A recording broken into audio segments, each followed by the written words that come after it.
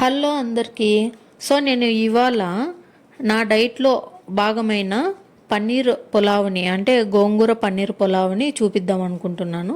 So దానికోసం నేను pressure కుక్కర్లో చేస్తున్నాను కాబట్టి ప్రెషర్ కుక్కర్ని పొయ్యి మీద పెట్టుకొని అందులోకి కొద్దిగా గీ వేసుకొని అందులోకి జీలకర్ర ఆవాలు అలాగే కొంచెం ఆనియను టమాటో కొత్తిమీర వేసి బాగా ఫ్రై చేసుకోవాలి.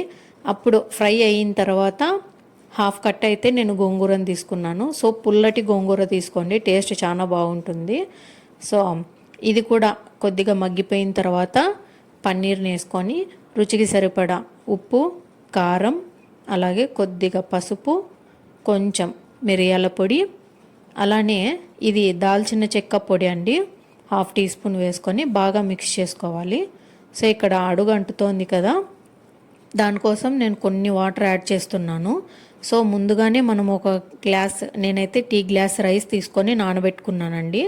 ఆ టీ గ్లాస్ రైస్ ఇందులోకి వేసేసుకొని ఒక గ్లాస్ బియ్యానికి 2 గ్లాసుల వాటర్ అయితే పోసాను.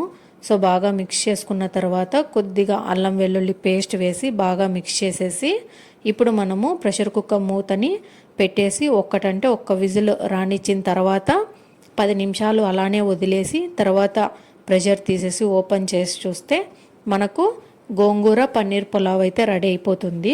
సో ఇది చాలా టేస్టీగా ఉంటుంది అండ్ హెల్తీ కూడా.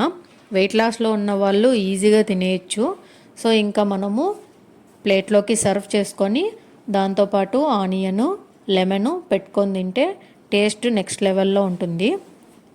సో ఈ వీడియో కనుక మీకు నచ్చినట్లయితే ఒక లైక్ చేయండి.